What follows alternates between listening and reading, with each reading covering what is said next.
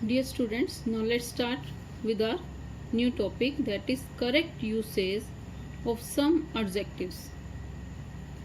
First is some, any. Some and any are used before both countable and uncountable nouns. सम और any का use कहाँ होता है? Countable और अनकाउंटेबल नाउन से पहले. We use some mostly in affirmative sentences and questions with plural और uncountable nouns and any in negative sentences. Means some का जो हम यूज कर रहे हैं वो अफर्मेटिव सेंटेंसेस के लिए यूज कर रहे हैं और क्वेश्चन विद प्लूरल और अनकाउंटेबल नाउन के साथ यूज कर रहे हैं. जब आप सम का यूज इंट्रोगेटिव सेंटेंस में यूज करते हैं तो उसका जो आंसर आपको मिलेगा वो भी अफर्मेटिव फॉर्म में ही मिलेगा. और जब आप एनी का यूज करोगे, इनको नेगेटिव सेंटेंसेस में हम यूज करेंगे. सम का मतलब क्या होता है? कुछ, यानी कि थोड़ा सा. और एनी का मतलब जो है हम एज अ नोट सम लेते हैं. For example, do you have some milk. अब मिल्क क्या है? अनकाउंटेबल है. इससे पहले हम क्या राइट करेंगे? Some. I don't have any news of her, negative sense में यूज हुआ. Some is also used in offers and request in order to sound positive, expecting an affirmative answer. Same मैंने बताया कि सम का यूज जो है हम कुछ ऑफर करने के लिए, रिक्वेस्ट करने के लिए या किसी पॉजिटिव साउंड में कुछ एक्सपेक्ट कर रहे हैं और अफर्मेटिव आंसर के लिए यूज कर रहे हैं. Could you lend me some money, तो आंसर क्या मिलेगा? Yes. Would you like to have some tea? Yes, I like to have some tea. तो सेंटेंस किस में आ जाएगा? अफर्मेटिव में. तो इस तरह से कहीं पर अगर रिक्वेस्ट है या कुछ ऑफर किया जा रहा है, मीन्स कुछ पॉजिटिव साउंड हो रही है, तो वहां पर हम क्या यूज करेंगे? सम यूज करेंगे. Next, any is commonly used in if clauses. Means अगर आपको इफ दे रखा है तो वहां पर हम एनी यूज करेंगे. If you have any problem please let me know. If you have any question please ask. Next, any is also used in negative and interrogative sentences. Any जो है हम नेगेटिव और इंट्रोगेटिव सेंटेंसेस में भी use करते हैं. Did you get any feedback? I haven't got any milk left. तो इस तरह से सम और एनी का हम यूज करेंगे. Next, each and every. Both each and every generally have the same meaning. Each और एवरी जो है वो मीनिंग तो जो है उनका सेम ही जाता है. They refer to all members of a group considered individually. Every is closer in meaning to all than each is. Means each आप यूज कहाँ करेंगे? जब टू और मोर देन टू का कंपेयर होगा.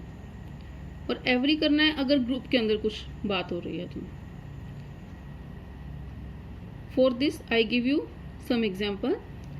Each of the two girls is intelligent.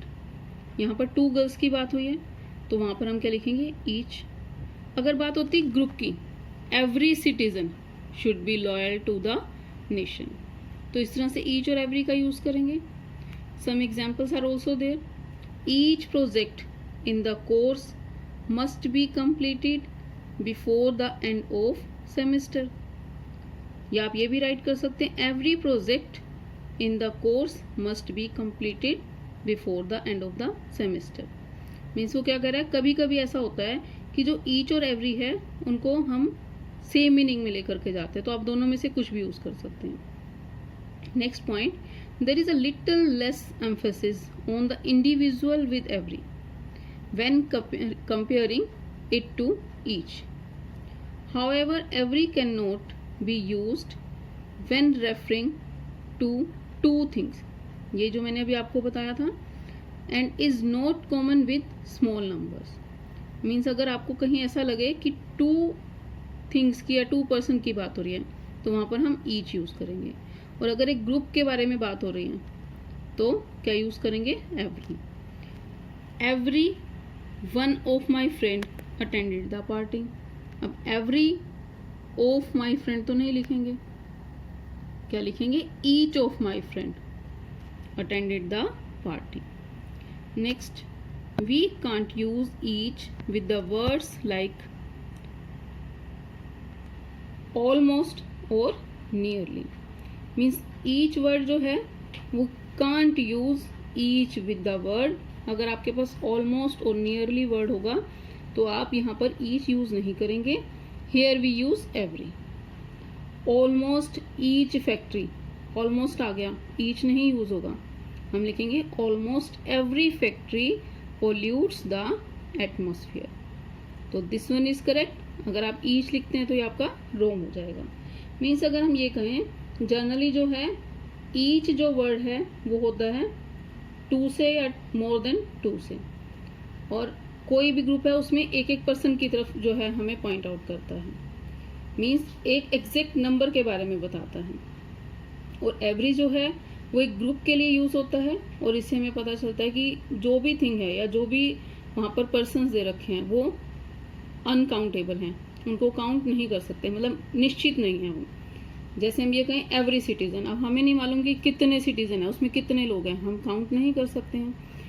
Almost every factory, जैसे इसने कहा सभी फैक्ट्री, अब ये नहीं पता यहाँ पर एक फैक्ट्री की बात हुई या 10 की बात हुई या 15 की बात हुई है या 20 की बात हुई है। तो जब इस तरह की बात होगी तो हम वहाँ लिखेंगे every. Next point, little, a little, the little.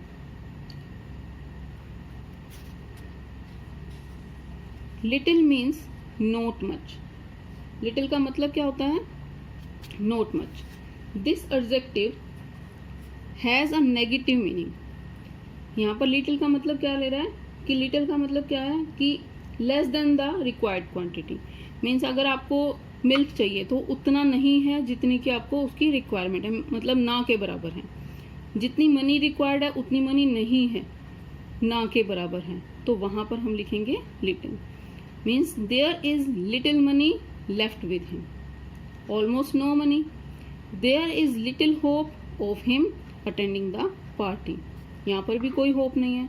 Means जब बहुत ही कम आपको होप हो या आपको ये चीज लगे कि जितनी चीज की रिक्वायरमेंट है उतनी नहीं है, ना के बराबर है, तो वहां हम यूज करेंगे little. Next, a little. A little का मतलब होता है सम, मीन्स थोड़ा सा। The adjective has a positive meaning.